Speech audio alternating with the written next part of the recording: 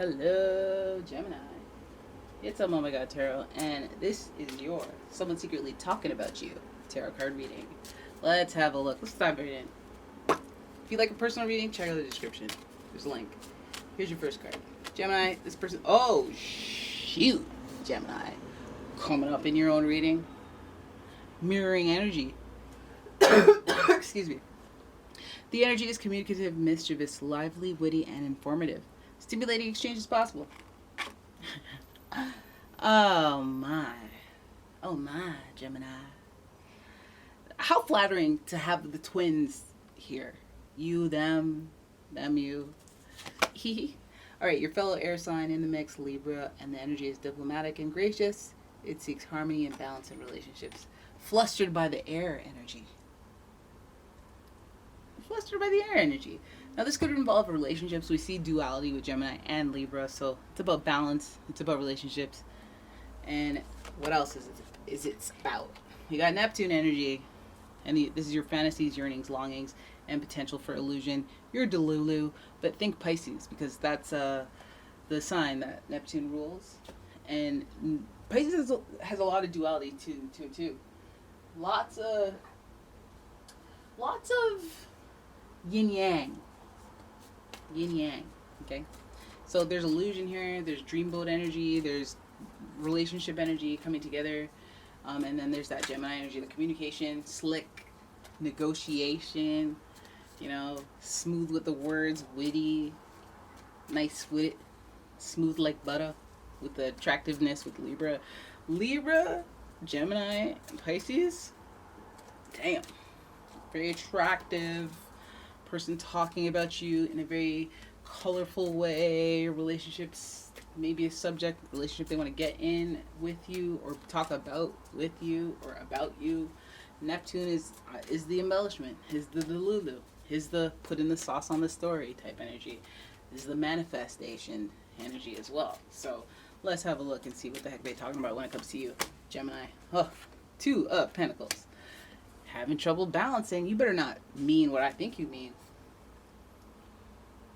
So as long as we're on the topic of duality, I'll say that the Two of Pentacles in reverse is speaking to you not being able to find balance.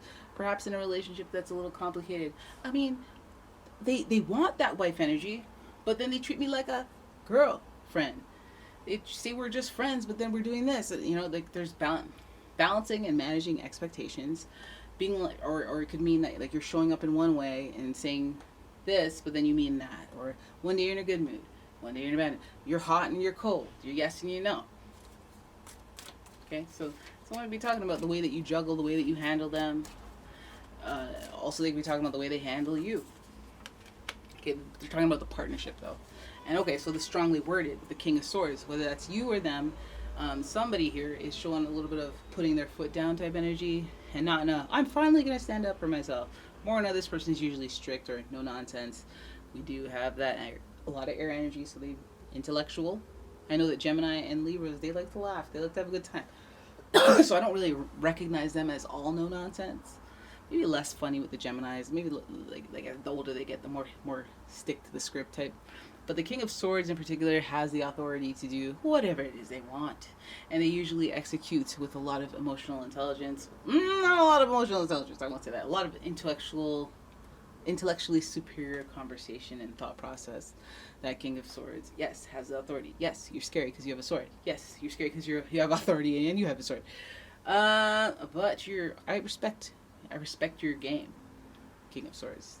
Who could be Gemini, Libra, or Aquarius. So I feel like this person who is talking about you, it might be a boss figure or some sort of mentor, parent, somebody you look up to, somebody who feels they have a right to look at what you're doing and see how you're juggling things and ask some questions here and there. Okay? Because they might have some advice. They might think you're delulu for your approach and might have some tips or some suggestions or some, hey, if you don't fix this, you're out of here. But like, the King of Swords is looking on, judging, and they're thinking. No, ma'am. I don't like it. And I know the Tower and the Death card and stuff like that. Everyone's like, don't worry, it's not bad. Listen, this person seemingly has a bad impression of you because of something that went down, some catastrophic event that went down. Maybe they're trying to show some guidance here. Maybe they're trying to tighten up and be stricter all of a sudden. Maybe there's something, there's a method to it, but behind this person's strictness, behind this person asserting their dominance and authority, there is a greater reason, and it's because something else is in shambles. Whether that represents their personal life, I don't think it does, because this is your reading, but I feel like they're looking at you and a lack of balance because everything else in their life is chaotic. Behind them, what lies beneath the surface that you get, which is a disgruntled person, or which is somebody who's very strict and not really willing or wanting to kind of ignore the details or whatever. You know, you have somebody who's just too about it, and you're like, can't you just bring it down to a 7 or 6? It's like, no, you're the boss. Like, I wish they weren't so strict. Why do they have to watch how many paper squares we use in the toilet? Like, why do they have to do all that? And it's like, it's because the world's falling apart behind them. Now, that could mean they're mean, because King of Swords, sharp tongue. They don't really care about the sauce and the judging of words. They're not going to sweeten their tone. And the Tower is there, so you know there's already conflict behind them, and fueled by not ramen, but rage for this one, because that Tower Swords is an ordeal to get through in a long-term kind of way, and a quick kind of way, because of that destruction. The electrical destruction is usually a flash, so it represents surprises and also just something that just total catastrophe in just a half a moment. Okay, so that might be what they're dealing with, and the root of how their disposition towards it, them judging you, balancing either work or relationships. Maybe somebody's looking on and they're not impressed. Okay, so if you're juggling relationships in front of them, like you're cheating and that's your boss, and aware of it, they're not going to like that. That's not going to be good for you. For them to know an act of a lacking of integrity, especially, again, intellectually mature person like the King of Swords. No nonsense, no foolishness. The Tower thing, some of you might even see a boss quitting abruptly. You might see a boss getting fired abruptly. So a mentor, just everything falling apart randomly, all of a sudden, like out of a dream. Okay, Eight of Wands, that's a lot of effort and traveling. So this person might even be just relocating completely, transforming their world. There's a huge change coming with this King of Swords person. They all behind them or all ahead of them.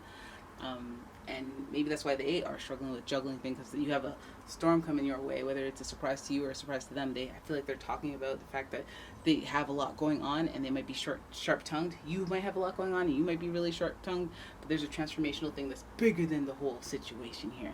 There's more than what I'm talking about when it comes to you. It's the plans I'm making. It's going to be a shock. It's going to be a surprise when you find out. But I'm not impressed by you having trouble juggling your 2 projects that are due in 6 months. Meanwhile, I'm juggling 3 projects due in 2 months, and my house is on fire, and I gotta fly out to Vegas to go help someone, and I gotta prepare for a life shift. You know, world transformation usually is relocation, new job, got fired, graduated, loss of a parent, any type of loss. Just the shifting of your world, and there's a special effort involved in that shift because of that Eight of Wands energy. Again, the world, it could involve travel, burning down the foundation. It's like, I can't stay here anymore and I have nowhere to go, so I have to move all the way out to Michigan. It's a transformational change that is occurring for this person, and they're looking at the juggling of it, and maybe they're overwhelmed by that. That could be their own life. You could be dealing with somebody who's going through something you don't even know, and this is all the heavy weight of it, and maybe you're like, I just don't like their tone. Now you're like humbled because you're like, okay, I got it. They're going through it. Right? The Tower is associated with Mars. That's conflict, that's aggression, that's drive. And again, if they have to muster up drive to survive this Tower moment, which again is in reverse, so it's already done. They're not going through a tower, tower and tower and tower. It's just, there's a lot of effort that goes into having to rebuild. Okay? And then the world is about a cycle, death and rebirth, lessons learned. Are we doing that again? Can we spot it and not repeat that cycle?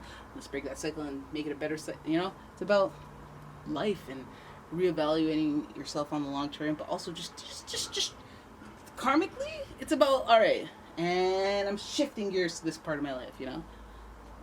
It's like when you end your job and it's like, okay, well, yeah, we'll keep in touch. And it's like, nah, okay, I gotta put this behind me immediately. All right, this is my new life. I don't want to live in the post whatever situation, the post Tower moment of everything. I don't want to live in a post Tower moment. I want to live in a pre-Ace of Cups moment. Right before this next chapter starts. Like, you have Dragon Ball Z sagas They have a little buffer in between sagas. A few nothing episodes where the stakes are small, but there's still some sort of tiny villain. Just to pass the time, just to recalibrate, just to get ready for the next formidable adversary. Like, but we can't just dive from one to the other. We need filler time. You know, by design. Okay? And that's what, listen. This person's got a lot going on. It might even be you. You might even be the one that has all this transformation and change going on. And if you don't see it coming, I feel like the thing that you get from the swords, the King of Swords, Gemini, Libra, Aquarius, in your life, or the boss, the authority, that's going to have to make an executive decision, which the King of Swords usually has to do, they might be shifting your world upside down. And this might require you to now make this new effort, maybe travel, maybe just study, maybe do the most. Really put attention on you to transform your world. Because you have to. Because you have to. And maybe you have to be a little imaginative with this, because there's the fantasies, longings, yearnings, and then that just kind of being cut short, or just maybe sometimes when you have longings, fantasies, yearnings, and then this happens, it's like, okay, because we got to clear this out to make way for the things, but you're thinking that things aren't working out, but no, we're just trying to make way for the things that you want to come in. Death and rebirth, yeah. Death and rebirth associated with Scorpio. It's the same, not same note, but like, you know, they're both associated with Scorpio. Mars, Pluto, or Scorpio, Pluto. Death and rebirth represents the ending.